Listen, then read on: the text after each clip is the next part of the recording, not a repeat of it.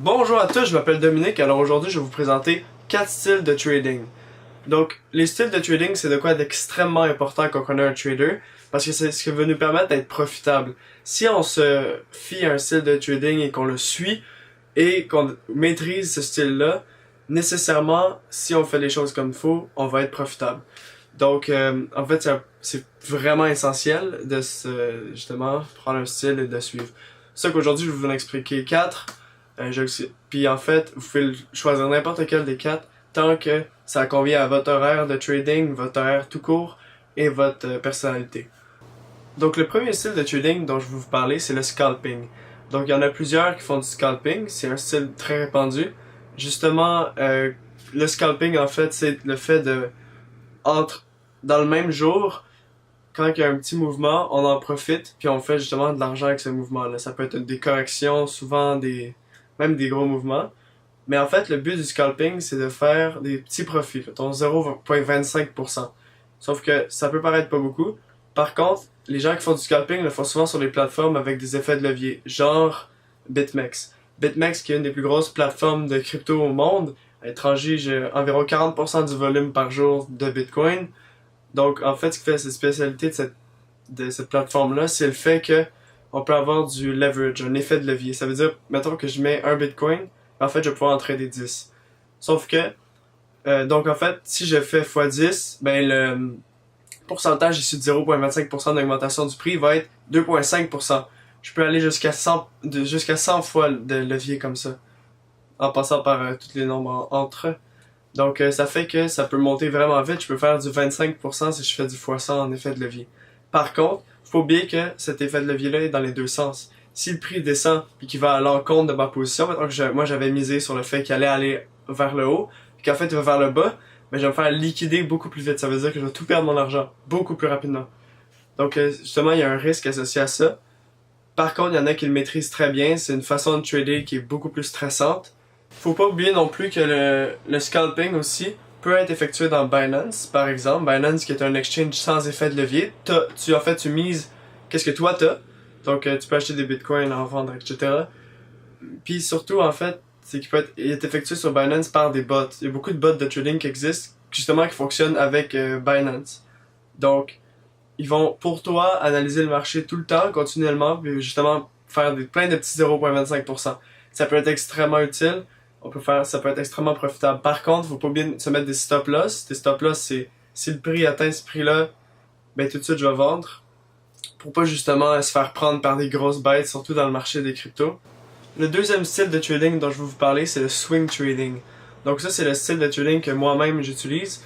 C'est en fait l'aspect d'analyser le marché et quand il y a des signes de renversement de tendance, c'est là qu'on va en profiter.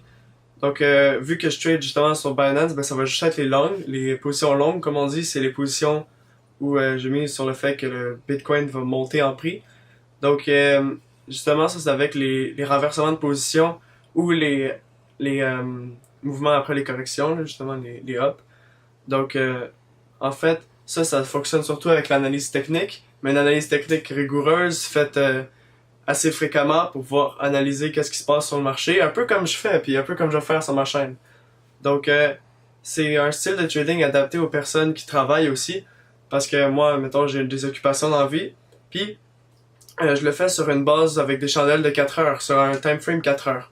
Donc, vous pouvez choisir votre time frame comme ça vous tente pour le swing. Je dirais à partir de 1 heure en montant, c'est des bons time frames pour ça. Donc, en fait, ce que je fais personnellement, c'est que je regarde tout le temps les time frames, je trace mes résistances et mes supports comme j'ai fait dans la première vidéo à partir de time frame de weekly jusqu'au time frame 4 heures. De là, pour rentrer dans ma position, je regarde le time frame 1 heure, qu'est-ce qui se passe, puis rendu au time frame 1 heure, là, ça va servir à préciser ma position, genre à quel moment exactement je vais acheter pour pouvoir gratter le plus de pourcentage possible. Donc, le troisième style de trading dont je vais vous parler, c'est le swing trading. Le swing trading, c'est le fait de trader dans la même journée. On profite de tous les mouvements qui se passent dans la journée sur plusieurs cryptos, pas juste une crypto, comme un peu toutes les autres, mais pareil, là, c'est vraiment spécialisé sur plusieurs cryptos. On regarde tout le temps plusieurs mouvements qui se passent dans la journée. On a des time frames en bas de 4 heures, donc 1 heure, 30 minutes, 15 minutes, 5 minutes, 1 minute. Donc, tout le temps on essaie de profiter des petites corrections, des tout petits mouvements qui se passent. Ça peut être fait avec un effet de levier pour apporter plus de pourcentage. Donc par contre, un des aspects qui le sépare beaucoup du swing trading, c'est le fait que toutes les positions vont être fermées avant d'aller justement avant de quitter notre session de trading. Contrairement au swing trading où là on peut laisser une position sur plusieurs jours. Mais par contre sur justement le day trading, on va l'arrêter à la fin de notre session. Donc le quatrième style de trading dont je vais vous parler les derniers, c'est le position trading, le trading de position. Donc en fait, ça c'est on se place sur plusieurs années, plusieurs mois de trading en fait. C'est qu'on prend notre position et on va attendre tout ce temps-là. Pour ça, on va pas utiliser vraiment l'analyse technique, on va utiliser l'analyse fondamentale, qui est en fait de déterminer si une crypto-monnaie est sous-évaluée ou surévaluée. Et en fait, on va justement attendre que notre position atteigne la valeur espérée.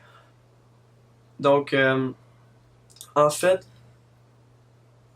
c'est une technique de trading qui demande beaucoup d'expérience, beaucoup de recherche, parce que c'est pas toutes les cryptos qui ont justement de la valeur à avoir. Puis justement, par contre, ça peut être extrêmement payant. Sauf que c'est quand même vraiment difficile à atteindre comme style de trading. Par contre, ça nous permet de juste lâcher le marché sur plusieurs mois, puis attendre que la crypto atteigne justement la valeur espérée. De quoi d'important aussi qu'il faut savoir, c'est qu'il y a beaucoup de personnes qui ont acheté du Bitcoin en espérant qu'il monte. Ça s'appelle spéculer. Et justement, c'est une sorte de position trading. Sauf que faut faire attention, il y en a beaucoup qui mélangent position trading, swing trading. Il y en a beaucoup qui, maintenant, ils ont acheté du Bitcoin, puis sont comme, oh, je vais attendre qu'elle atteigne, mettons, que le prix du BTC atteigne, mettons, 50 000 $. Par contre, un des problèmes avec ça, c'est qu'après ça, cette même personne-là va voir les graphiques que, mettons, les swing traders utilisent. Là, ils sont comme, oh merde, le prix il va descendre. Mais là, je vais vendre, puis là, je vais racheter. Puis là, finalement, ils se ramènent à acheter haut, vendre bas, puis là, ils perdent plein d'argent. Fait que c'est justement pour ça que c'est important de garder son propre style de trading. Parce qu'on va devenir consistant, puis on va devenir bon dans ce qu'on fait. Fait que c'est pour ça que c'est important de choisir un style, puis de le garder. Donc, merci à tous, j'espère que ça vous a éclairé. Personnellement, je vous suggère de vraiment vous trouver un des styles parmi les 4 que j'ai trouvés. Il y en existe d'autres, moins connus, mais ceux-là, c'est vraiment les plus utilisés, qui regroupent le plus de sous-styles aussi. Donc, comme d'habitude, les liens utiles sont en description. J'invite à vous abonner, à venir liker la vidéo aussi, ça m'aiderait beaucoup. Donc, on se retrouve bientôt. Bye!